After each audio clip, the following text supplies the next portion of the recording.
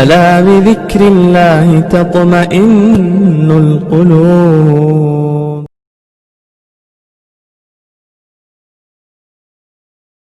ورحمة الله وبركاته. الحمد لله رب العالمين،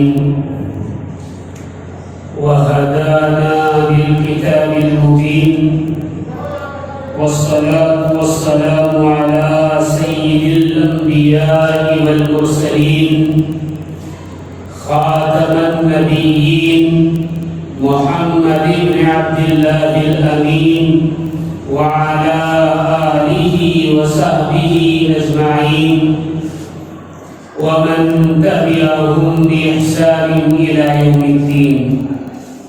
أما بعد، فأعوذ بالله من الشيطان الرجيم. بسم الله الرحمن الرحيم. ولا تقولوا لمن يقتل في سبيل الله أموات بل أحياء ولكن لا تشعرون. صدق الله العلي العظيم. عن عقبة بن عامر قال: سمعت رسول الله صلى الله عليه وسلم يقول: لو كان بعدي نبي لكان عمر بن الخطاب، أو كما قال عليه الصلاة والسلام.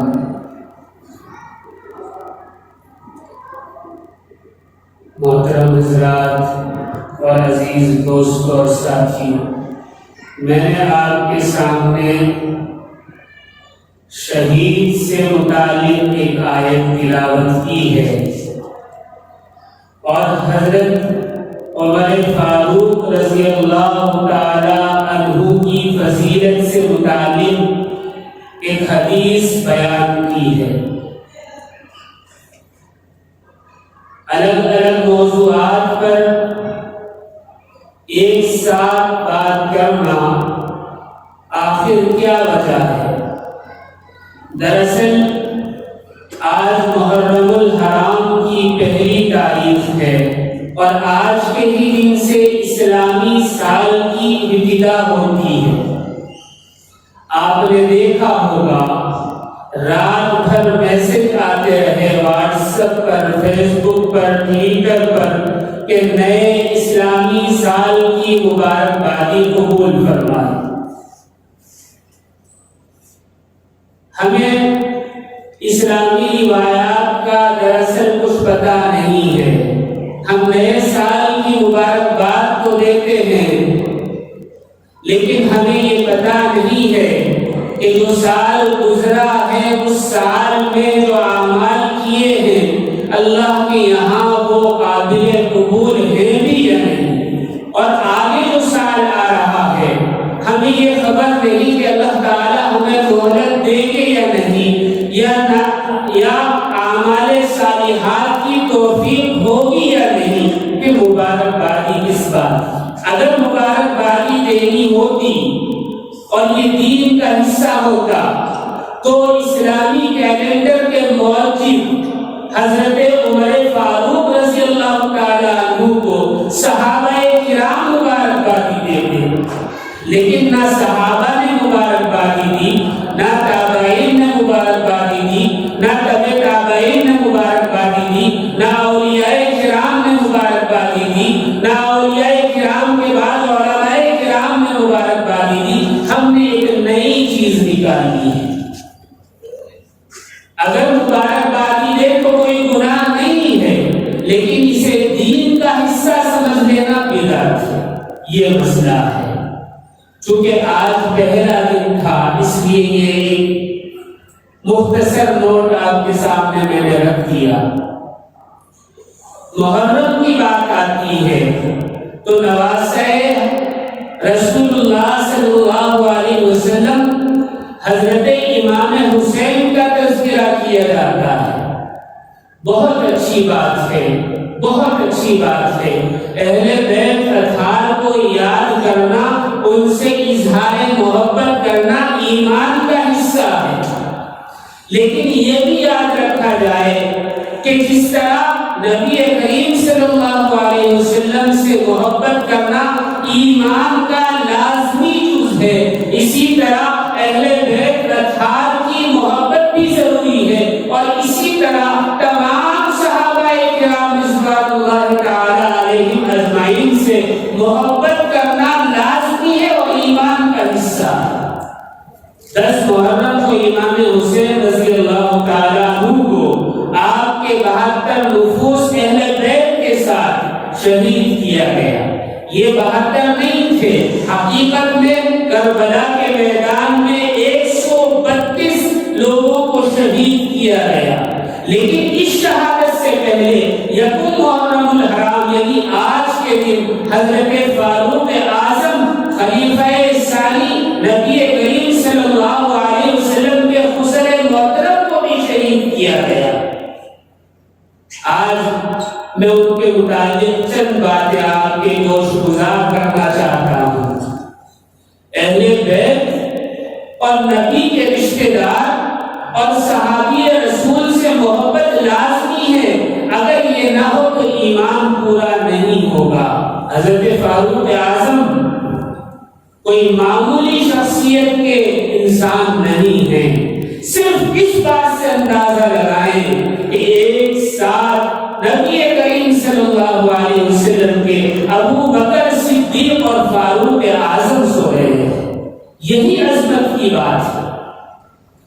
حضرت عمر فاروق رضی اللہ تعالی عنہ کے متعلق نبی کریم صلی اللہ علیہ وسلم کی ایک حدیث ہے، آپ نے سنا ہوگا، محدث کبیر، شیخ الحدیث یعنی حدیث بیان کرنے والا، محدث کہتے ہیں حدیث بیان کرنے والا، اور محدث کہتے ہیں وہ شخص جس سے اللہ رب العزت ہم کلام ہو۔ نبی کریم صلی اللہ علیہ وسلم نے ارشاد فرمایا، پچھلی امتوں میں بہت سارے محدث ہوا کرتے تھے، میری امت میں اگر کوئی محدث ہے تو عمر فاروق ہے رضی اللہ تعالی۔ اللہ نبی کریم علیہ السلام کے بائیں بازو بھی ہیں اور آپ کے خسر یعنی سسر محترم بھی ہیں۔ آپ کی بیٹی نبی کریم صلی اللہ علیہ وسلم کے نکاح میں تھی۔ وہ کیسا مبارک گھرانہ ہوگا جہاں نبی کریم علیہ السلام دلہا بن کر تشریف لائے۔ ان کی عظمت کے کیا کہنے۔ حضرت عمر فاروق کوئی معمولی شخصیت کے حامل نہیں۔ میں نے آپ کے سامنے ایک حدیث پیش کی، لو کان بعدی نبی لکان عمر بن الخطاب، اگر میرے بعد کوئی نبی ہوتا تو عمر بن خطاب یعنی حضرت عمر فاروق ہوتے۔ بعض لوگ اشکال بھی کرتے ہیں کہ صدیق اکبر کا مقام عمر فاروق سے زیادہ ہے، یہاں عمر کا نام کیوں لے دیا؟ دراصل نبی کریم علیہ السلام نے وضاحت فرما دی اس حدیث کے اندر، لو کان بعدی، اگر میرے بعد کوئی ہوتا، لیکن صدیق اکبر تو بعد میں تھے ہی نہیں، وہ تو نبی کریم صلی اللہ علیہ وسلم کی زندگی کے ساتھ ساتھ قدم بقدم ہمراہ تھے۔ لیکن نبی کے بعد اگر کسی کا مقام ہے تو صدیق اکبر کا ہے، اور پھر ساری امت میں اگر کسی کا مقام ہے تو عمر فاروق رضی اللہ تعالیٰ عنہ کا ہے۔ حضرت عمر کوئی معمولی شخصیت کے حامل انسان نہیں ہے۔ آسمانی کتابوں میں جو گزشتہ آسمانی کتابیں ہیں، حضرت عمر فاروق کا تذکرہ کیا گیا ہے۔ حضرت عمر خود بیان فرماتے ہیں، کہتے ہیں کہ میرے لڑکپن کا زمانہ تھا، میں ملک شام میں کسی کام سے گیا تو میں نے دیکھا کہ وہاں ایک سپاہی ایک حکومت کا کارندہ آیا، اس نے میری گردن زبردستی پکڑی اور دبائی اور کہا کہ میرے ساتھ چل، مجھے لے کر ایک جنگل میں پہنچا اور زبردستی اس سے بیگار کرانا چاہی، یعنی زمین کھدوانا چاہا، کام کروانا چاہا، تو مجھے غصہ آ گیا۔ میں نے زمین تو کھودی، لیکن کھودنے کے ساتھ اس آدمی کو مار کر وہی دفن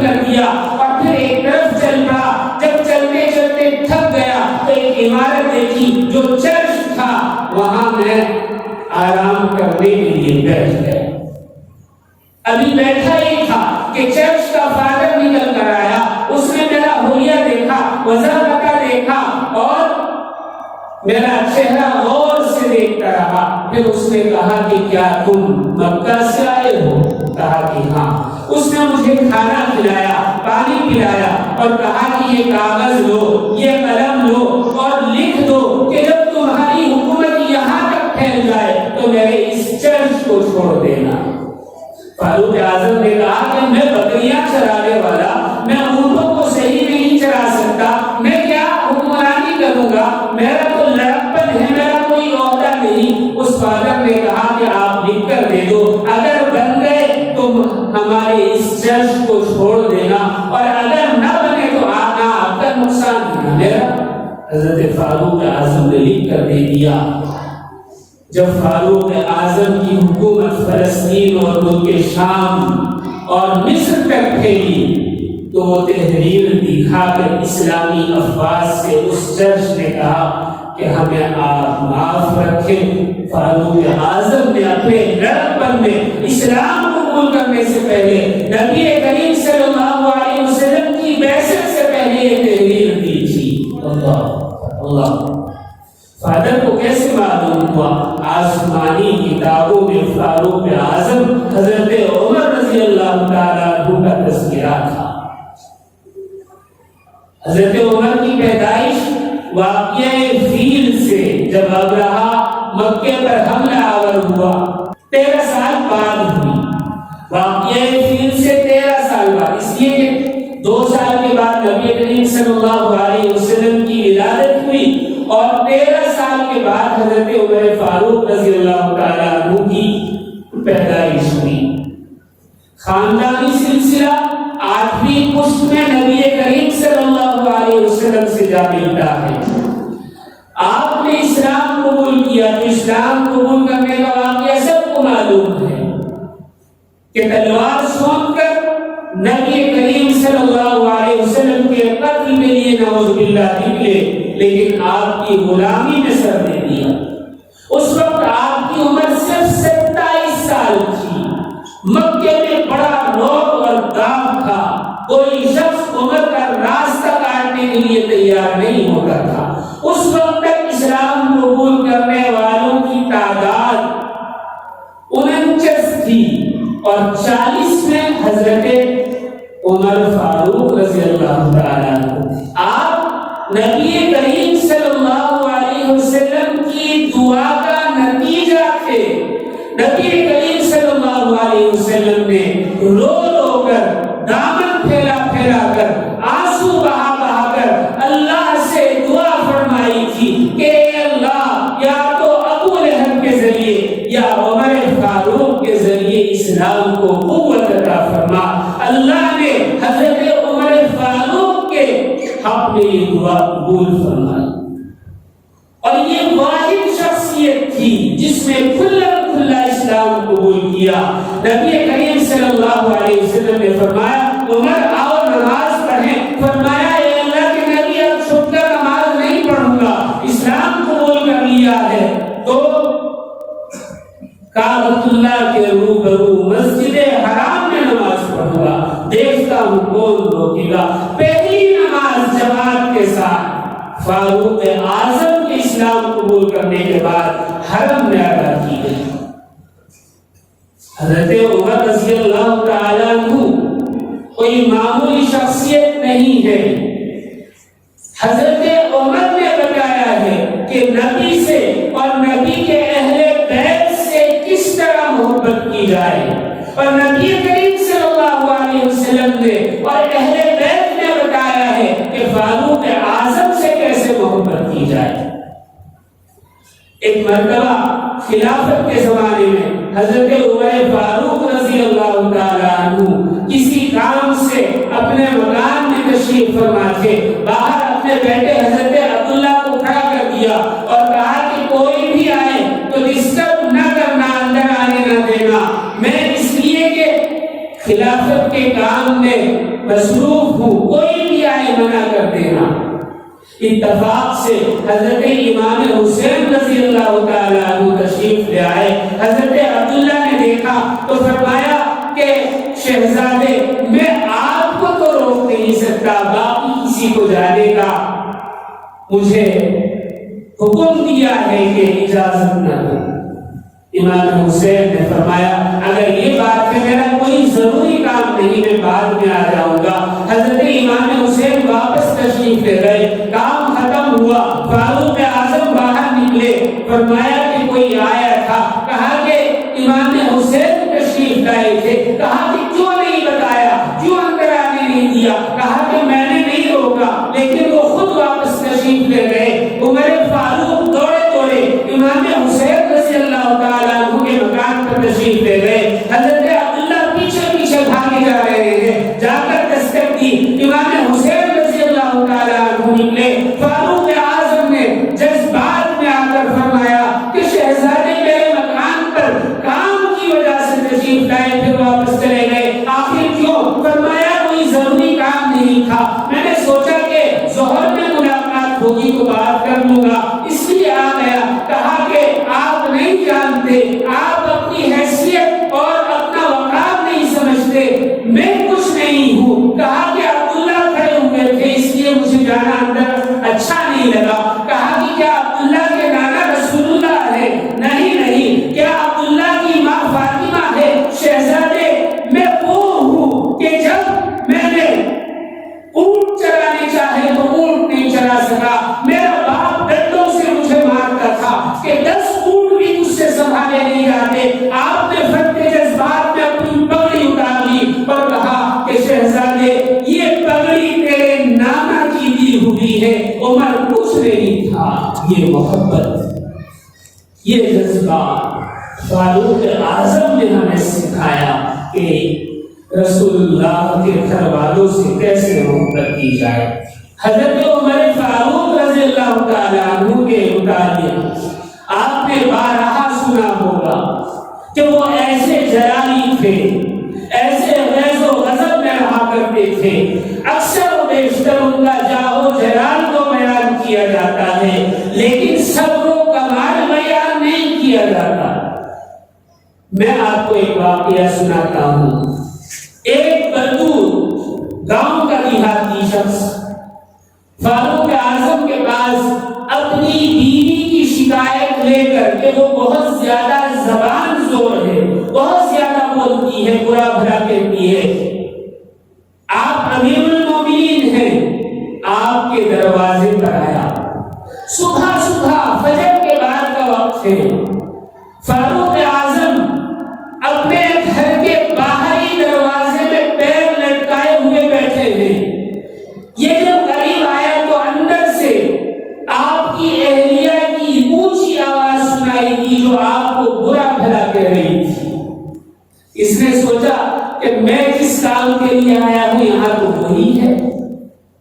جب امیر المومنین, اتنا بڑا حاکم, اتنا طاقت رکھنے والا شخص اپنی بیوی سے ڈر کر باتیں سن رہا ہے تو میری کیا حیثیت ہے؟ تو واپس پلٹ پڑا. فاروق اعظم نے کہا آؤ, کہاں جاتے ہو؟ کہا کہ نہیں کوئی کام نہیں. کہا کہ آؤ تو صحیح. اسے روکا, پوچھا کہ کیا ماجرا ہے؟ کہا کہ بیوی کی شکایت لے کر آیا تھا کہ وہ بہت زیادہ زبان زور ہے, بہت زیادہ برا بھلا کہتی ہے. یہاں میں نے دیکھا کہ آپ کی بیوی بھی برا بھلا کہہ رہی ہے. فاروق اعظم کا تحمل دیکھیے, صبر و کمال دیکھیے. آپ نے فرمایا کہ میں اس کی باتیں کیوں نہ سنوں, وہ میری دھوبن ہے, بغیر پیسوں کے میرے کپڑے دھوتی ہے. وہ میری آیا ہے, بغیر پیسوں کے میرے بچوں کی پرورش کرتی ہے. وہ میرے گھر کی کام والی ہے, بغیر پیسوں کے میرے گھر کو صاف ستھرا رکھتی ہے, میرے گھر کا نظام چلاتی ہے. یہ سب اس پر واجب نہیں. پھر اگر وہ 2-4 بات کہے تو میں بھی نہ سنوں. بدو کی عقل میں بات آئی. کہا کہ آپ نے بالکل صحیح رہنمائی کی ہے, اتنا تو حق بنتا ہے کہ وہ 2-4 بات کہہ لیں. یہ تھا فاروق اعظم کا صبر و کمال. انصاف ایسا, رات بھر گشت کرتے.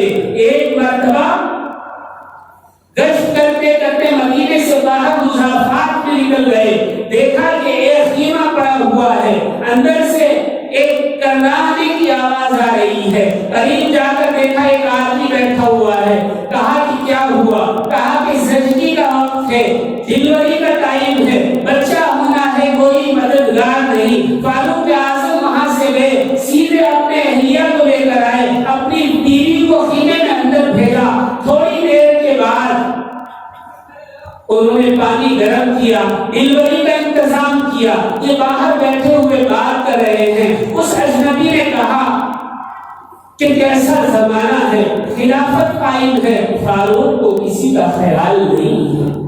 حضرت عمر خاموش ہیں، پھر آپ نے فرمایا کہ عمر کو کیسے پتا؟ کہا کہ نہیں، اس کو خبر رکھنی چاہیے۔ ابھی یہ باتیں ہو ہی رہی ہیں کہ اندر سے حضرت عمر فاروق کی اہلیہ نے زور سے آواز دی، کہا کہ امیر المومنین اپنے ساتھی کو خوشخبری سنائے کہ اللہ نے بیٹا عطا فرمایا ہے۔ اس اجنبی نے سنا کہ امیر المومنین یہی ہیں، عمر یہی ہے، تو معافی تلافی کی۔ آپ نے کہا کہ کوئی بات نہیں۔ کیا انصاف تھا!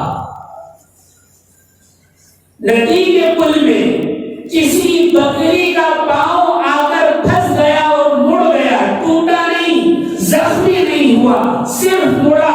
فاروق اعظم رویا کرتے تھے کہ قیامت میں اگر اس بکری نے دعویٰ کر لیا تو تیرا کیا ہوگا؟ اللہ ہمیشہ کہا کرتے تھے کہ اگر سرحد کے کنارے پر کوئی کتا بھوک سے مر جائے تو روز قیامت عمر سے اللہ سوال کرے گا۔ کیا ذمہ داری تھی، کیا ذمہ داری تھی! فلسطین سے واپس ہوئے تو ایک بڑھیا نے، ایک بوڑھی عورت نے آپ کو روکا، کہا کہ میرا برا حال ہے، کہا کہ کچھ کھایا، کہا کہ فاقے ہیں۔ عمر فاروق نے ایک بڑی رقم ان کو دی، کہا کہ عمر سے شکایت کیوں نہیں کی؟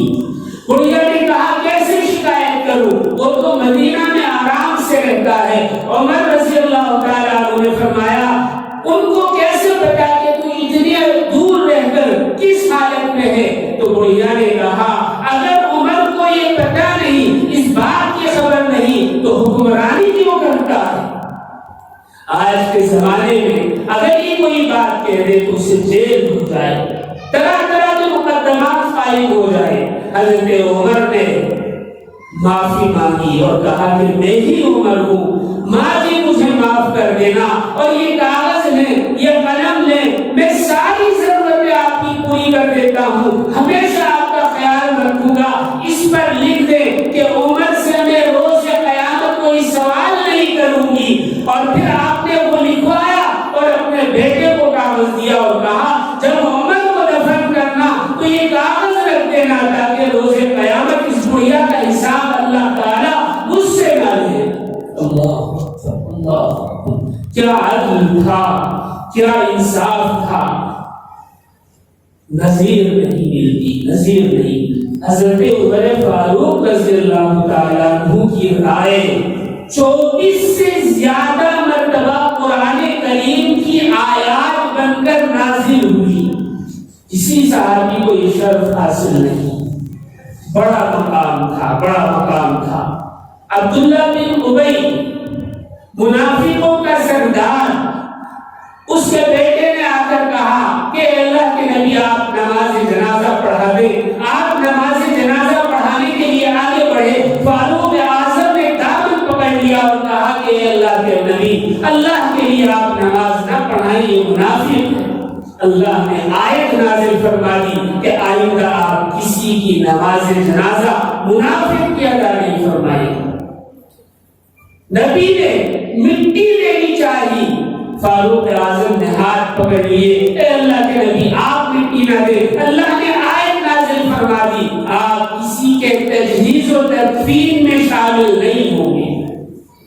امہات المومنین کوئی ضرورت ہوتی تو آپ ان کو آواز دیتے تو وہ پردے کے اندر سے ہاتھ کھلا ہاتھ باہر نکال کر وہ چیز آپ کو دے دیا کرتی۔ فاروق اعظم نے اے اللہ کے نبی اچھا نہیں لگتا کہ امہات المومنین کا ہاتھ دکھائی دے. اللہ نے آیت نازل فرما دی کہ پردے کے باہر سے دو. اللہ اکبر. مدینہ کے ایک یہودی نے حضرت عمر فاروق رضی اللہ تعالیٰ عنہ سے فرمایا, حضرت عمر فاروق رضی اللہ تعالیٰ عنہ سے کہا کہ عمر, تمہارا نبی جس جبرائیل کا تذکرہ کرتا ہے اس سے ہماری دشمنی ہے. حضرت عمر رضی اللہ تعالیٰ عنہ نے فوراً اس کے جواب میں فرمایا, من کان عدوا للہ وملائکتہ ورسلہ وجبریل ومیکائیل فإن اللہ عدو للکافرین. جو اللہ کے رسول کا, اللہ کا, جبرائیل کا, میکائیل کا دشمن ہے, اللہ بھی اس کا دشمن ہے. یہی الفاظ ہو بہو آیت بن کر نبی کریم صلی اللہ علیہ وسلم پر نازل ہو گئے. جنگ بدر میں حضرت عمر فاروق نے فرمایا, اے اللہ کے نبی جو قیدی ہیں ان کو چھوڑا نہ جائے, ان کی جان بخشی نہ کی جائے, ان کو قتل کر دیا جائے. لیکن نبی کریم صلی اللہ علیہ وسلم کی طبیعت ایسی تھی کہ آپ ہر ایک پر رحم کیا کرتے تھے. آپ نے ان قیدیوں کو چھوڑ دیا جس کا نتیجہ جنگ احد میں شکست کی صورت میں نکلا. فاروق اعظم کی رائے کیا تھی؟ دور تک دیکھا کرتے تھے, دور تک دیکھا کرتے تھے. آج ہم یہ سوچتے ہیں کہ فلاں چیز فلاں نے ایجاد کر لی, فلاں چیز فلاں نے ایجاد کر لی. وہ زمانہ پرانا زمانہ تھا, لیکن ایسا نہیں ہے. حضرت عمر فاروق بے شمار چیزوں کے موجود تھے, بے شمار شعبے جات کو آپ نے قائم کیا. آج جو اسکول ہیں, جو مکاتب ہیں, مکاتب دینیہ ہیں, قرآن کریم کی تعلیم جس طرح دی جاتی ہے, اس کی شروعات بھی حضرت عمر فاروق نے کی. اور آج کی گھوس خور پولیس نہیں بلکہ ایماندار پولیس کی ابتدا حضرت عمر فاروق رضی اللہ تعالیٰ عنہ نے کی. اسلامی کیلنڈر کے موجد حضرت عمر فاروق ہیں.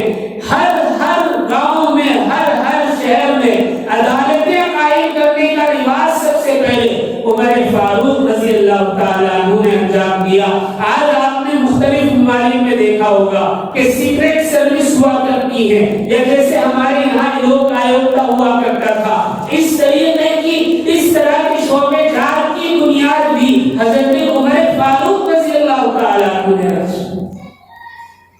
آپ نے بے شمار کام کیا, اور سب سے پہلے ملٹری اسکول کی بنیاد بھی حضرت عمر فاروق نے اپنے ہاتھوں سے. اللہ, کتنی چیزیں ہیں. حضرت عثمان غنی سے پہلے قرآن کریم کو جمع کرنے کا کام بھی فاروق اعظم نے انجام دیا. یہ اور بات ہے, اسے کتابی شکل میں نہیں لایا گیا, لیکن کتابی شکل میں حضرت عثمان غنی لے کر آئے. کوئی معمولی حکمران نہیں تھے. 65 لاکھ اسکوائر میل پر آپ کی حکمرانی تھی. دنیا میں آپ کے بعد کوئی ملک اتنا بڑا نہیں, کوئی بادشاہ اور کوئی خلیفہ, کوئی صدر اتنا بڑا نہیں, اتنی بڑی زمین پر حکومت کرنے والا نہیں. ایک منافق اور ایک یہودی کا جھگڑا ہو گیا تلوار کو لے کر کے, یہ تلوار میری ہے, اس نے کہا کہ یہ تلوار میری ہے. حضرت عمر فاروق کے پاس آئے. یہودی بڑے تیز ہوتے ہیں, اس زمانے میں بھی تیز تھے اور آج بھی. دونوں نے اپنا مقدمہ رکھا. یہودی نے کہا کہ آپ اپنی رائے دیتے ہیں تو دیں, لیکن آپ سے پہلے رسول اللہ نے فیصلہ کر دیا تھا. فاروق اعظم کے کان کھڑے ہو گئے. کہا کہ کیا فیصلہ؟ کہا کہ رسول اللہ صلی اللہ علیہ وسلم کے پاس گئے تھے, آپ نے میرے حق میں فیصلہ کیا کہ یہ تلوار تیری ہے. منافق اس چکر میں کہ میں تو مسلمان ہوں, میرے حق میں فیصلہ ہوگا. فاروق اعظم نے کہا کہ رکو, ابھی فیصلہ کرتا ہوں. اندر گئے, تلوار اٹھائی, باہر آئے, ایک ہی بار میں گردن الگ کر دی. منافقوں کا ٹولہ ہوتا ہے. پورے مدینہ میں شور ہو گیا کہ ایک مومن کو، ایک مسلمان کو مار دیا، بے گناہ تھا مار دیا، ذکر کیا کرتا تھا مار دیا، تہجد گزار تھا مار دیا. رسول اللہ صلی اللہ علیہ وسلم کے روبرو مقدمہ پیش ہوا. حضرت عمر فاروق رضی اللہ تعالیٰ عنہ نے حاضر ہو کر عرض کیا کہ اللہ کے نبی، جو آپ کی رائے، آپ کا فیصلہ تسلیم نہ کرے وہ ایمان سے خارج ہے، ایمان سے خارج ہے. اور جبرائیل امین بھی یہی بات لے کر آئے اور کہا کہ اے اللہ کے نبی، وہ تو منافق تھا، اس کے دل میں تو ایمان ہی نہیں تھا. فاروق اعظم نے کسی مومن کا قتل نہیں کیا، منافق کا قتل کیا ہے، کافر کا قتل کیا ہے، جو بالکل جائز ہے. اللہ اکبر. نبی کی بات نہ مانے، نبی کی رائے جھٹلا دے، ٹھکرا دے تو ایمان سے خالی. اور نبی کے احکامات کو اگر کوئی نہ مانے، اس پر عمل نہ کرے تو کیا ہوگا؟ آج ہم، نبی نے کہا نماز پڑھو، ہم نہیں پڑھتے. نبی نے کہا زکات دو، ہم نہیں دیتے. نبی نے کہا ایمانداری سے کاروبار کرو، ہم نہیں کرتے. نبی نے کہا چوری نہ کرو، ہم چوری کرتے ہیں. سب سے زیادہ چور اچھل کے آج ہمارے درمیان. رائے نہ ماننا، بات نہ ماننے پر ایمان سے خالی، نبی کے احکامات کو ٹھکرانے پھر بھی ہمارا ایمان بڑا مضبوط ہے. اللہ ہمیں عمل کی توفیق دے، عمل کی توفیق دے. نبی کے احکامات کو ٹھکرانا، نبی کی بات کو نہ ماننا بڑے گناہ کی بات ہے. صحابہ سے، حضرت عمر فاروق رضی اللہ تعالیٰ عنہ سے محبت کرنا ایمان کی علامت ہے، اور آپ سے بغض رکھنا یا دشمنی کرنا یہ ایمان سے خارج ہونے کی بھی علامت ہے، اور دنیا اور آخرت میں ذلیل اور رسوا ہونے کی بھی علامت ہے.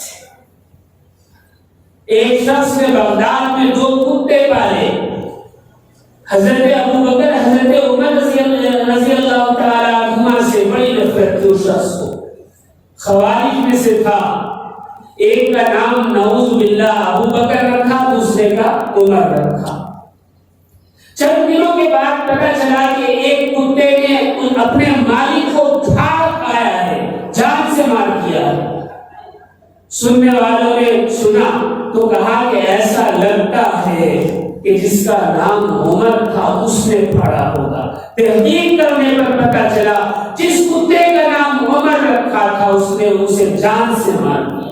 صدیق اکبر، صحابہ اور حضرت عمر فاروق سے محبت ایمان ہے اور آخرت میں فلاح و کامیابی ہے، اور دشمنی موت ہے اور جہنم میں لے جانے والی ہے.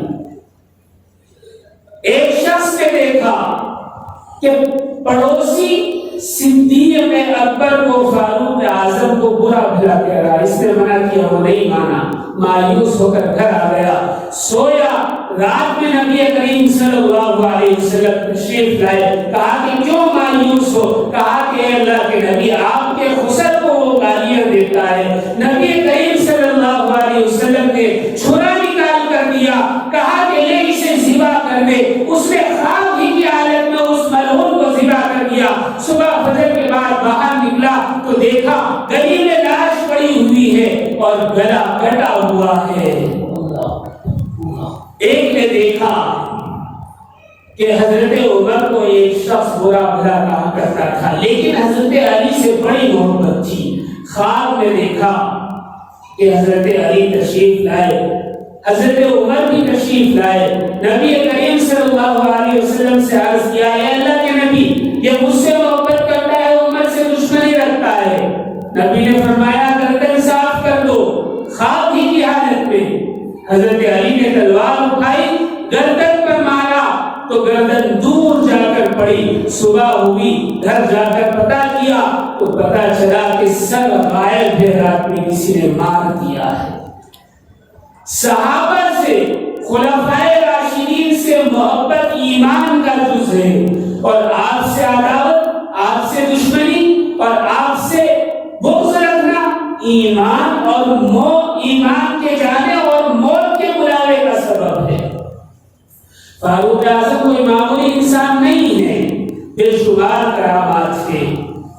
ہوا پر آپ نے حکمران کی تھی، ایک مرتبہ خطبہ دے رہے تھے، 300 کلومیٹر کے فاصلے پر ایک اسلامی لشکر جہاد میں مشغول تھا۔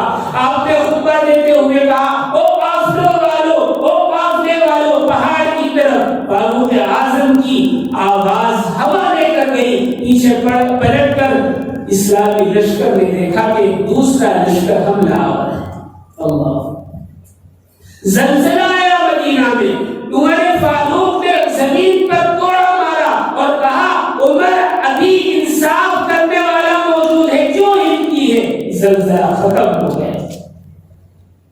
ایک آتش فشاں پھٹا، آگ بہتی ہوئی مدینہ کی طرف آ رہی تھی۔ عمر نے اپنی چادر اتار کر دی، کہا کہ آگ کو دکھا دینا۔ آگ کو دکھایا، آگ واپس پلٹی، یہاں تک کہ جس پہاڑ سے نکلی تھی اسی میں داخل ہو گئی۔ کسی نے زہر دیا کہ امیر المومنین اگر کسی کو موت دینی ہو تو یہ زہر آپ صرف سکھا دیجیے، وہ مر جائے گا۔ آپ نے وہ سارا زہر پی لیا، کہا کہ موت اور حیات اللہ کے ہاتھ میں کچھ نہیں ہوا۔ یہ کرامات تھی، یہ کرامات تھی، لیکن ایمانداری آج ہم میں ختم ہو گئی، ہم میں ختم ہو گئی۔ ہم دھوکہ نہیں، جھوٹ کو ہی کاروبار سمجھتے ہیں۔ فاروق اعظم نے خلافت کی مسجد پر بیٹھ کر جو اجرت لی، جو تنخواہ لی، سال میں صرف ایک جوڑا تھا، سال میں صرف ایک جوڑا۔ حضرت ابو موسیٰ اشعری نے بیت المال میں جھاڑو لگائی تو کچرے میں ایک دینار نکل آیا، ایک اشرفی نکل آئی۔ حضرت فاروق اعظم کے پوتے کو دے دی، کہا کہ یہ تو کچرے میں پڑی ہوئی تھی۔ فاروق اعظم نے پوچھا، بیٹا یہ کہاں سے آئی؟ کہا کہ ابو موسیٰ اشعری نے دی۔ ابو موسیٰ اشعری کو بلایا، کہا کہ کہاں سے آئی؟ کہا کہ کچرے سے نکلی ہے، بیت المال کے کچرے سے نکلی ہے۔ کہا میرا کوڑا لاؤ، ابو موسیٰ کو مارتے مارتے کھال ادھیڑ دوں گا۔ میری نسل کو کب سے حرام کھلانا شروع کر دیا؟ اللہ، آج لکڑ ہضم، پتھر ہضم، کچھ نہیں پتا، ہمیں کچھ نہیں پتا۔ ابو لولو فیروز نامی غلام تھا، مجوسی۔ حج ختم ہوا تو مکہ سے آپ واپس آئے، درمیان میں آپ زمین پر لیٹ گئے، ہاتھ اللہ کی طرف ایسے اٹھائے اور کہا، اے اللہ، خلافت کرتے کرتے اب یہ کاندھے کمزور ہو گئے، اے اللہ اب ان میں طاقت نہیں کہ میں خلافت کا بوجھ سنبھال سکوں، مجھے اٹھا لیں۔ چند دن بعد مدینہ میں ابو لولو فیروز نامی ایک آدمی آیا، مجوسی تھا، غلام تھا۔ کہا کہ میرا مالک مجھ سے پر زیادتی کرتا ہے۔ حضرت عمر نے پوچھا کیا زیادتی؟ اس نے بتایا، کہا کہ کوئی زیادتی نہیں، تیرے لیے کام مشکل نہیں ہے۔ حضرت عمر نے اس سے کہا کہ میں تجھے تیری منہ مانگی رقم دوں گا، مجھے ایک چکی بنا کر دینا جو ہوا سے چلتی ہو۔ ٹیکنالوجی آج کے زمانے میں نہیں، اس زمانے میں بھی تھی۔ اس نے کہا کہ میں ایسی چکی بنا کر دوں گا کہ رہتی زمانے تک اسے یاد رکھا جائے گا۔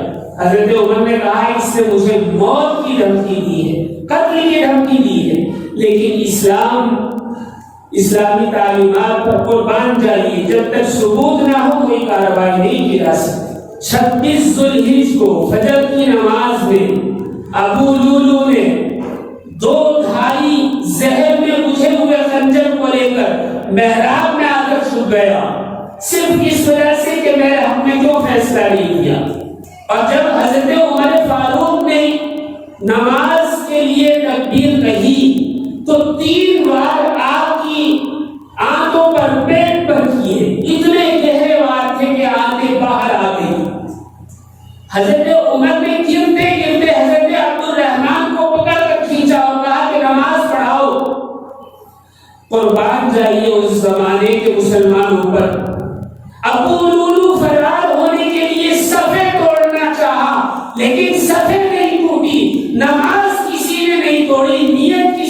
نہیں توڑی. فاروق اعظم کی تلاوت بند ہوئی تو پیچھے کھڑے ہوئے مسلمان سبحان اللہ کہتے رہے. اب وہ دونوں کو فرار ہونے کا موقع نہیں ملا تو 13 لوگوں پر اس نے وار کیا. 7 شہید ہو گئے لیکن کسی کی نماز نہیں ٹوٹی. نماز کے بعد پتہ چلا فاروق اعظم زخمی ہیں. گھر لائے, رومال سے پیٹ باندھ دیا, آپ کو کھجوروں کی نبیذ پلائی گئی تو پیٹ سے باہر آ گئی, دودھ پلایا گیا تو باہر آ گیا. عمر رضی اللہ تعالیٰ عنہ نے اپنے بیٹے عبداللہ سے کہا کہ عبداللہ جاؤ حضرت عائشہ سے کہنا کہ میرا انتقال قریب آ گیا ہے, جب میرا انتقال ہو جائے تو مجھے صدیق اکبر کے برابر میں رسول اللہ صلی اللہ علیہ وسلم کے قریب جگہ عطا فرمانا. حضرت عبداللہ نے پوچھا, حضرت عائشہ نے کہا وہ جگہ تو میں نے اپنے لیے رکھی تھی, لیکن عمر وہ ہے جسے اللہ کے رسول نے رو رو کر مانگا تھا, اسے منع کرتے ہوئے مجھے شرم آتی ہے. حضرت عبداللہ واپس آئے تو حضرت عمر نے کہا کہ صدیقہ کا بیان اور جواب میں لیتے لیتے سننا بے ادبی سمجھتا ہوں, مجھے بٹھا دو. اس حالت میں بٹھایا اور جواب سنا اور پھر کہا کہ جب میرا جنازہ تیار ہو جائے, نماز ہو جائے تو صدیقہ کے مکان پر لے جانا اور پھر پوچھنا کہ صدیقہ آپ اجازت دیتی ہیں تو اپنے دوستوں کے قریب ان کو سلا دے, ورنہ آپ کا مستعد میں دفن کر دے. یہی ہوا, جنازے کو لے جایا گیا.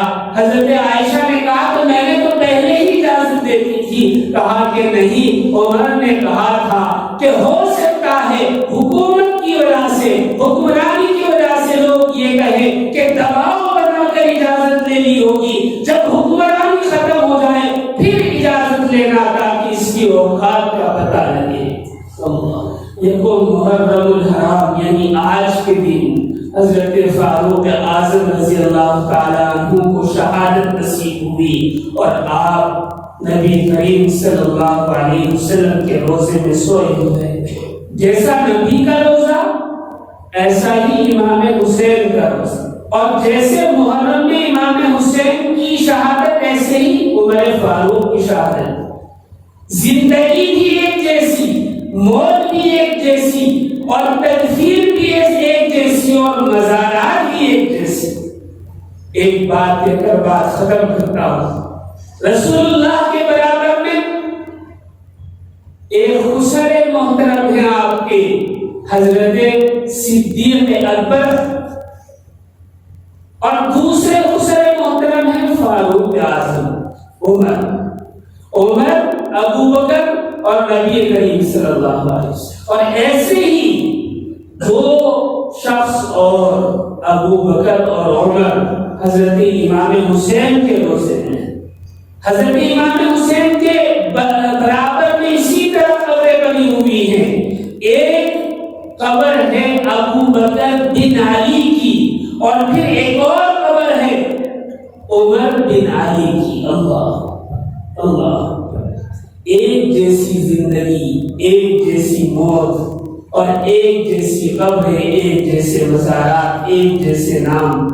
اللہ تعالیٰ لاکھوں درود و سلام نازل فرمائے صحابہ کرام پر اور خلفائے راشدین پر, نبی کریم علیہ السلام پر, اور صحابہ کی اور نبی کریم صلی اللہ علیہ وسلم کی تعلیمات پر. ہمیں صحیح